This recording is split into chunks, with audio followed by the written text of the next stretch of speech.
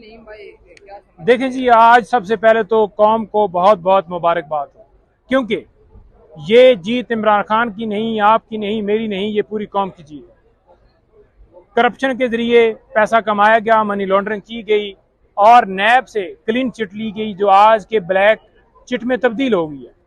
Supreme court ने जो फैसला दिया है उसमें उन्होंने वाज़ा किया है कि ये जो 50 करोड़ तक करप्शन जायज़ करार दी गई थी उसको ख़त्म किया जाता है। बर्डन ऑफ प्रूफ जो है वो नैब पे था, जो कि बहाल किया गया है कि जो बंदा करप्शन करेगा वो बताएगा। और साथ साथ जो मकसूद चपरासी और दूसरे अकाउंट उनके हवाले से ये जो अमेंडमेंट्स की गई थी वो भी बहाल की गई हैं। ये जो 7 दिन के अंदर अंदर सुप्रीम कोर्ट ने वाज़ा कहा है कि तमाम जो रेफरेंस डिस्पोज ऑफ किए गए, वापस भिजवाए गए, तमाम को जो है बहाल किया जाए और उसी जगह से ये शुरू होगी। इसके अंदर मैं बताऊं कि सेक्शन 4, 5, 9, 14 और 23 में अमेंडमेंट्स की गई थी। तमाम तरामीम जो हैं वो ख़त्म कर दी गई हैं। ये था कि तमाम केसेस जो हैं वो ख़त्म करवाए जाएं।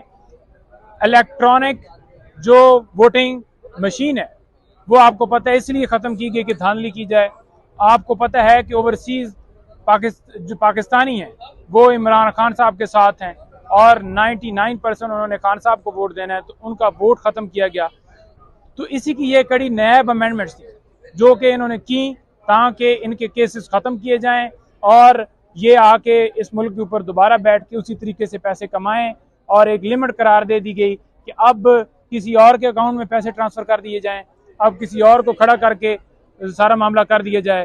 तो ये सारी की सारी अमेंडमेंट्स खत्म हो गई। नईम साहब, ये बताइएगा कि इस फैसले के बाद पाकिस्तानी सियासत पे क्या असरात मुरातिब होते हुए नजर आ रहे हैं, और दूसरा क्वेश्चन ये लीजिएगा कि दूसरा क्वेश्चन ये है कि शरीफ फैमिली के खिलाफ घेरा तंग हो जाएगा इस फैसले के बाद। देखें, घेरा तंग जो है, बात ये नहीं है कि घेरा तंग की बात है। चाहे शरीफ फैमिली हो, चाहे जरदारी फैमिली हो, चाहे पीडीएम की कोई और जमात हो, चाहे कोई ब्यूरोक्रेट हो, चाहे कोई बड़ा ऑफिसर हो, जितने लोग हैं, जिन जिन लोगों ने अमेंडमेंट से फ़ायदा लिया, तमाम जो है ज़ुमरे में दोबारा आ गए और उनके लिए घेरा तंग हो गया।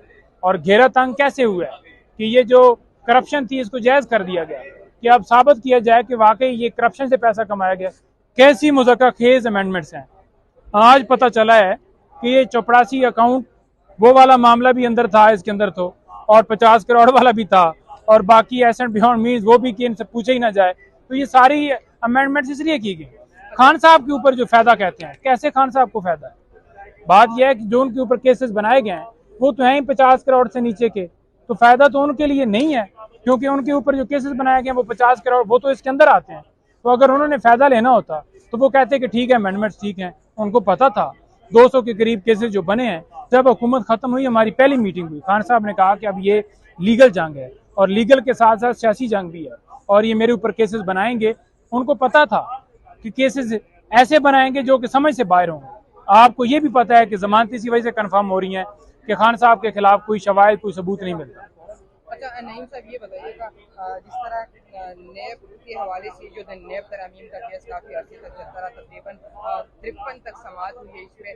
कौम को आसान अल्फाज में ये बताइएगा कि नेब के अंदर इन्होंने कौन सी तरामीम की थी और जो अभी सुप्रीम कोर्ट ऑफ पाकिस्तान ने आज जो फैसला सुना और वो सारों को।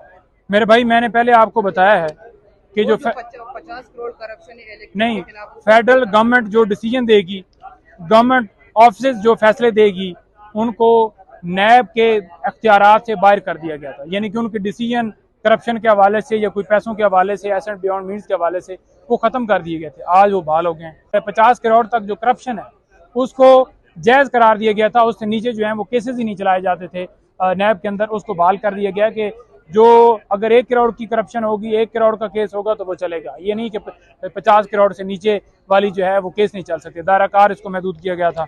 अच्छा, तीसरा ये था कि इसके अंदर जो वाज़े तौर पर उन्होंने ये कहा कि जो फेक अकाउंट्स हैं उनके हवाले से कि अगर मिसाल के तौर पर मकसूद चपरासी के अकाउंट में पैसे गए हैं, ठीक है, तो ये इनके ऊपर जुर्म बनता था कि आपके फैक्ट्री का मुलाजिम है जिसके पास पैसे नहीं है और आपने पैसे भेजे। इन्होंने इसको ख़त्म किया था, फेक अकाउंट्स को, वो बहाल कर दिया गया है। फिर बर्डन ऑफ प्रूफ क्या है जी?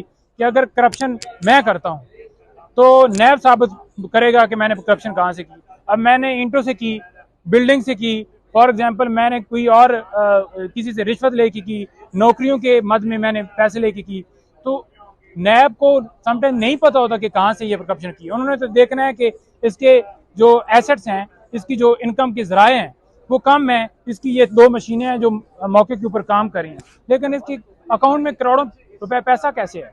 तो उसको उन्होंने ये कहा है कि वो खुद बताएगा कि मैं पैसे इधर इधर से लेता हूँ, ये मेरे अकाउंट्स हैं, ये मेरी गाड़ियां चलती हैं, ये मेरी मेट्रो चलती है जिससे मुझे इनकम आती है।